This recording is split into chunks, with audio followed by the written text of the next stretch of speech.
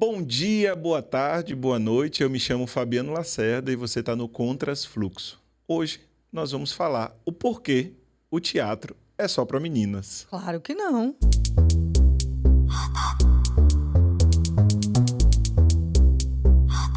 Lu, seja bem-vinda aí ao Contras Fluxo. Obrigada. E já respondendo essa pergunta, Eita. é impressão minha ou no teatro tem muito mais meninas do que meninos? Não é impressão sua. E os mesmos criadores de meninas não jogam futebol, não, enfim. Tem essa... Meninos não fazerem aulas de teatro ou de dança, de artes. Isso já é algo muito estigmatizado no ambiente, né, teatral e tudo mais. Atualmente, por exemplo, nas minhas turmas, estou com 3 turmas no momento e só tem 3 meninos. Nas turmas, mais ou menos de 30, 35 crianças no total, né? E eu acho um número bem aquém do que poderia, né, ser, enfim, dentro da proposta de dar aula de teatro para criança, para as infâncias, né? E todo mundo já sabe o que o machismo construiu até hoje, né? Sim. E a gente já vem um certo tempo já discutindo sobre essas questões. Meninas jogam também futebol, meninos também brincam de cozinha e tudo mais. Mas em alguns lugares, como esse, que é o seu dia a dia, você vê um número muito pequeno, né? Você acredita que seja porque as crianças não querem ou porque os pais não incentivam? Eu acho que começa pelos adultos, né? Pelos pais, pelas mães, pelas famílias. Porque é algo que tem a ver com uma estrutura social, uma estrutura cultural também. E aí isso vai desencadeando no menino também, na criança, no menino, essa ideia de que é coisa de menina. E, na verdade, as artes, o teatro, a música, a dança, é coisa para todos, né? Para todas, para todes. Só que a gente está falando aqui num lugar que já tem esse entendimento, já tem essa ruptura, já está indo no contrafluxo disso. Mas é uma realidade muito presente ainda. Pleno século XXI, 2024, é muito comum mesmo essa ausência dos meninos, né? No ambiente teatral, nas oficinas de teatro e tal. Então, aí, eu acho que começa com os adultos, porque as famílias, os pais e as mães, sem querer julgar, sem querer entrar na formação de cada um, seja religiosa ou política, mas os adultos sempre vão projetar nos filhos e nas filhas aquilo que eles acham que é certo e que é errado, né? E os adultos vêm também de uma criação... de uma época, de um período que se falava que não era para menina, né? E ainda tem uma história que é engraçada, que meu pai, ele é jornalista, publicitário e tudo, escritor, mas o sonho dele era ser ator. E aí, só que na época, quando ele foi conversar com minha avó e dizer que ele queria ser ator, ele tomou-lhe uns catilipapo. Foi. Minha avó disse que era coisa de viado. Imagine. E com todo... Pelo amor de Deus, tá, gente? Estou usando uma linguagem pejorativa, enfim, para dizer que não foi bem aceito, nem um pouco aceito. E foi o que ela falou, né? E foi o que ela falou. Exato. Então é isso. Os adultos, eles projetam nos filhos, né? Tem até um livro que é bem interessante, chama A Casa das Estrelas. É um professor, ele juntou frases dos seus alunos do ensino fundamental e tudo mais, ali dos seus 6 até os seus 13, 14 anos, com as definições de coisas da vida, né? Do amor, do sentimento, das emoções, ou o que significa, o que é o universo. E aí tem uma frase que é sobre o adulto, que é adulto, pessoa que em tudo que fala dela antes, né? Então, assim, o adulto está sempre querendo encaixotar a criança, né? Colocar a criança, enquadrar a criança em algum lugar. Não por mal, não é isso, tá, gente? Não estou julgando, mas eu também sou mãe e sei que, sem querer, a gente vai fazendo essas projeções e vai ali mostrando o que é o caminho que a gente considera aquele caminho que a gente cresceu, que a gente viveu, correto ou não. Então é isso, assim. E tem a questão de gênero também, né? Porque os pais, né, e as mães têm essa visão de que, meu filho vai, se ele fizer teatro, ele vai ficar muito sensível e, não sei, e aí a sexualidade dele, ele pode mudar a sexualidade dele, enfim. Mas era o que a gente estava falando no início, né? Os atravessamentos do machismo com relação exatamente. a isso. A gente sempre, desde a infância, a gente é permitido a menina explorar suas emoções, seus sentimentos, né? A forma de brincar. Os adultos vão permitindo certas... o lado mais sensível, vai projetando esse lado mais sensível na menina. No menino, não. Meninos não choram, meninos não... Mais uma vez, a gente cai no atravessamento do machismo. Mais uma vez. Então, pode ter relação com a questão de gênero, com a questão, né, dessa limitação, com a questão cultural, social, com uma ideia que as pessoas têm do que significa fazer teatro, né? Mas antes da gente chegar lá nas questões do que fazer, né, daqui para frente, para mudar um pouco esse jogo, fala um pouco de você, né? A gente não falou sobre você, o que é que você faz. Pode ter muita gente chegando aqui que não te conhece, né? Ok, ela é uma atriz, pelo que já deu para entender, mas o que é que você faz aí no dia a dia, né? A gente está falando meninos e meninas, então a gente já deu uma dica que você trabalha com crianças, mas conta aí um pouco sobre você. Eu sou atriz de formação. O teatro chegou muito forte na minha vida através da escola. Eu era terrível na escola.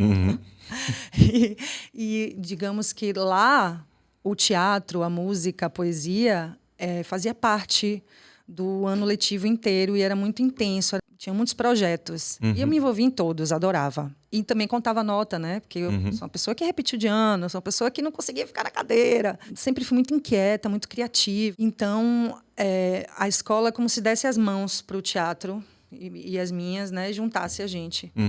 E de lá, fiz o primeiro curso de teatro nos fundos do Vila Velha, bem novinha ainda. Aí eu fui morar no Rio de Janeiro. Lá minha vida profissional começou. E se misturou muito. Então, eu comecei a estudar teatro numa escola de teatro lá na CAU, uma escola profissionalizante. E lá eu já tive sorte e acesso a começar a fazer teatro, mesmo fora dali.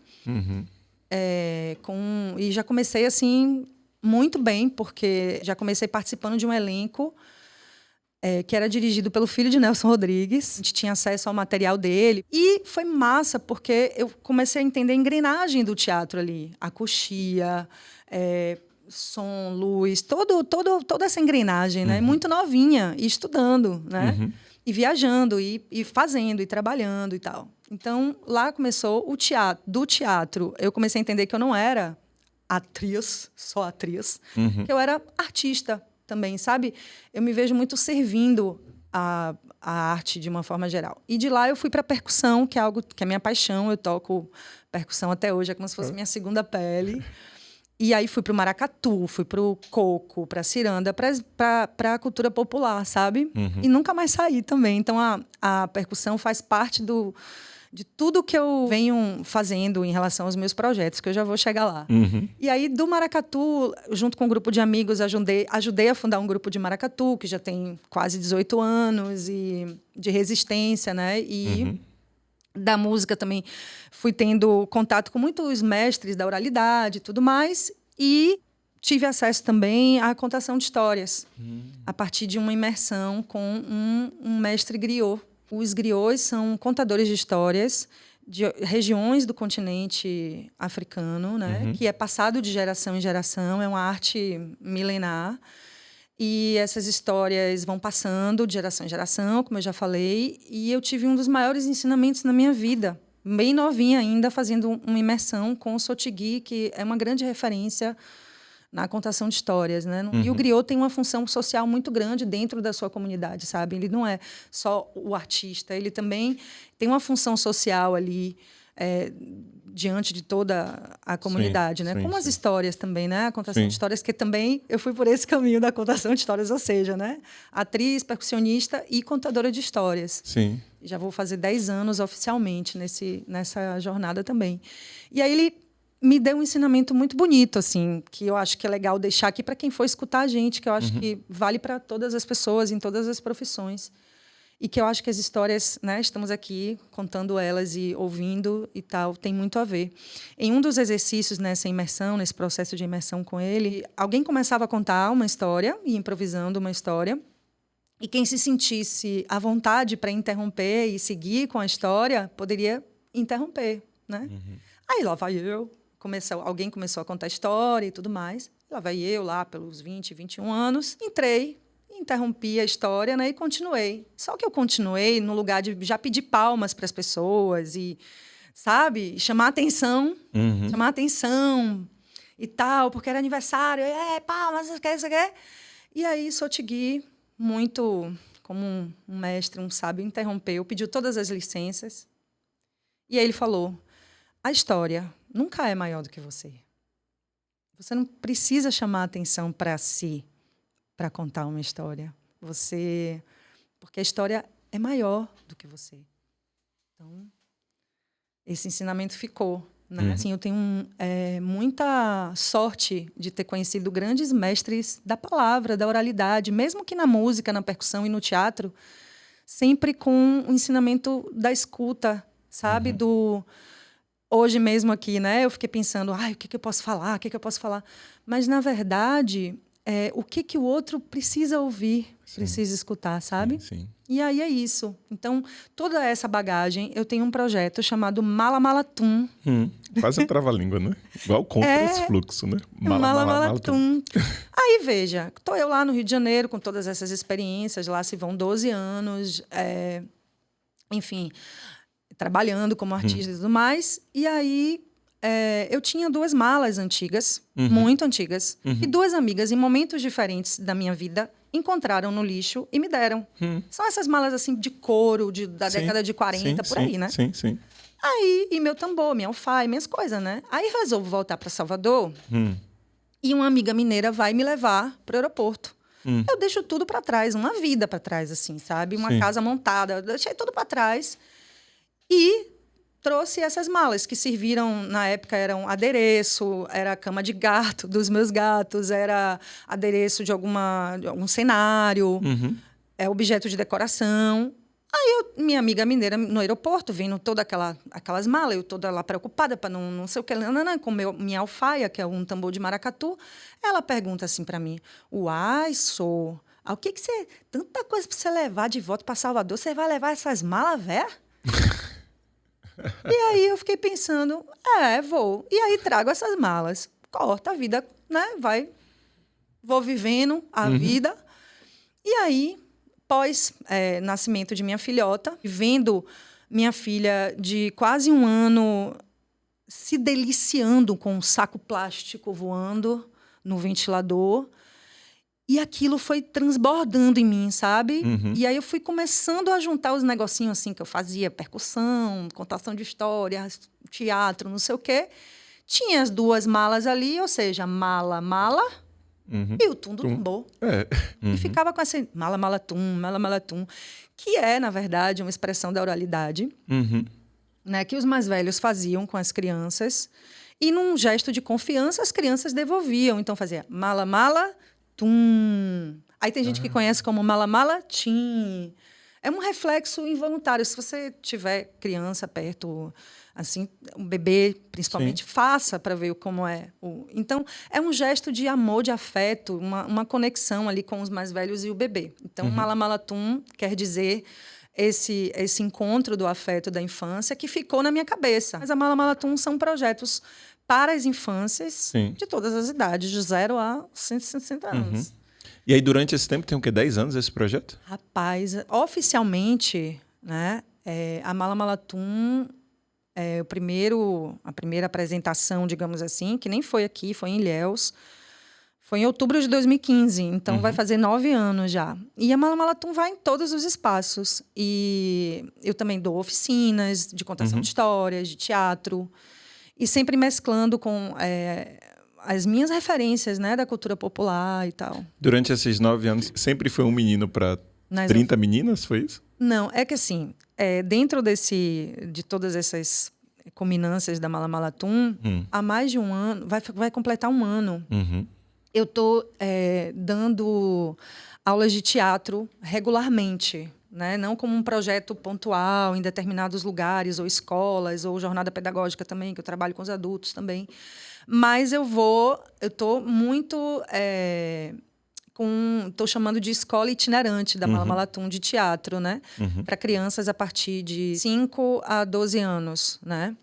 E aí foi exatamente nesse momento que você começa a perceber que tem um número grande de meninas do que meninos. De meninos. Na inserção do teatro. Exatamente. O que é que você acha? Passado para cá. O que é que você acha que pode ser feito aí para atrair mais meninos, né? A gente está aqui falando, tem mais meninas. Por conta do machismo. Sim. Mas o que é que pode ser feito, né? Não adianta a gente ficar aqui só chorando. Mas o que é que você acha que pode ser feito? Eu vou dar um exemplo prático que rolou recentemente com uma mãe. Na formação de uma das turmas, ela me pediu ajuda para que eu convencesse o marido dela que teatro não era coisa de menina, que o filho dela fazer. Porque qual é a grande procura das famílias? Eles querem muito... meu filho precisa perder um pouco a timidez. Quando tem apresentação na escola, enfim, eu quero que... ou então minha filha tem um jeito assim para fazer, gosta bastante, eu quero potencializar isso e tal, enfim. São mais essas demandas, né, da timidez e da voz também. Meu filho quase não fala, não se comunica, e, enfim. Até casos de mães que me procuram com indicação de psicólogo também, ou de fono, né, para fazer teatro. E aí essa mãe me pediu que eu tentasse convencer o marido dela. E aí eu pensei, eu não vou conseguir convencer alguém que já vem com uma bagagem, né, social, sociocultural. Mas eu vou contar, e aí eu acho que essa pode ser minha contribuição aqui para quem for assistir e ouvir, como é uma dinâmica de oficina de teatro para criança. Como é que funciona. Porque, veja, na infância, o teatro ele é muito entrelaçado com as brincadeiras. Com brincadeiras que fizeram parte da nossa infância, da infância de muita gente. E dentro desse lugar, né, onde a criança tem esse encontro sociocultural também, do brincar, né? É que tem os jogos de improviso, os jogos teatrais. Então, na minha aula, por exemplo, eu tenho um aquecimento, que já vem alguma brincadeira. Uso elementos como bola, tecido, pega-vareta gigante. Tudo isso para trazer referências também de jogos de improviso do teatro, técnicas teatrais mesmo, né? A partir dessas brincadeiras. E que, no final, a gente conversa sobre a atividade, como é que foi e tudo mais. E, a partir desse momento, desses encontros, é que a gente começa a entrar também, a depender da faixa etária, nos jogos de improviso com cenas, com personagens, com elementos, dentro também das técnicas de teatro. E aí fui explicando para ela que tinha um aquecimento, que era sempre um jogo, uma brincadeira, que eventualmente eu levava bola, peteca, pega-vareta, tecido, instrumentos de música, né? E que depois vinha esses jogos de improviso também direcionando para as brincadeiras. Então eu fui explicando isso, como é a dinâmica da aula, né? E aí, no final, como ela disse que o filho dela só queria saber de futebol, só joga futebol, só pensa em futebol, tudo é futebol, e ela queria também tirar um pouco desse mundo, eu falei para ela, olha, se ele vier, porventura, a ser um jogador de futebol, ele também vai precisar se comunicar, né? Já vai que ele vira um craque de futebol e aí tem que falar e tudo. Não vai ser mais interessante se ele soubesse comunicar melhor? E não é muita prepotência minha dizer que o teatro vai transformar a pessoa num grande comunicador. Enfim, porque é no processo que a criança vai vivenciando, vai aprendendo e ela vai escolher o que ela quiser. Mas veja como o teatro, até nisso, auxilia no futuro, né? Para qualquer que seja a escolha dele. E foi nesse caminho que eu tentei conversar, dialogar com ela e com ele, mas não pontuando que a importância do teatro, os objetivos, porque o teatro é no fazer, é na relação, né? E as emoções também que acontecem durante uma simples brincadeira, como já aconteceu do teatro, se faz muito ali, sabe, Fabiana? Então, eu tentei convencer nessa jornada de explicar como funciona a estrutura. O teatro é para todas e todos. É para as crianças. E que durante essa dinâmica não tem nada que determine que isso é só de um gênero, isso é só de outro gênero, né?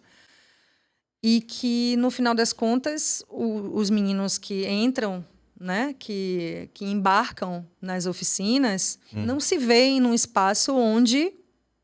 Ai, meu Deus, isso aqui é muito de menina, não vou fazer, né? Eles acabam trazendo toda a energia deles do futebol e tal, que eles já têm, né? Enfim, para dentro do jogo. Aqui no Contras a gente tem um quadro onde o convidado faz uma pergunta para quem está nos assistindo e nos ouvindo, né? Depois de toda essa jornada aqui falando sobre arte, música, teatro, contação de histórias, ficou alguma referência apenas de um caminho, apenas de um gênero, né? Feminino ou masculino? Respondo. Se esse episódio fez sentido para você, curta, compartilhe, né? Vai ser muito interessante para a gente essa interação, que o algoritmo vai entender ali e vai entregar para mais pessoas. Lu, e para te encontrar, como é que faz? Mala Malatum, Instagram, Mala Malatum e YouTube. E no Instagram, que também vai ter os links lá para a gente conversar, no WhatsApp, eu vou deixar os e-mail. links embaixo aqui na descrição, porque aí fica fácil o pessoal te achar. Tá certo, então é só lembrar da Mala Malatum. Valeu. Obrigado, viu, Lu? Obrigada.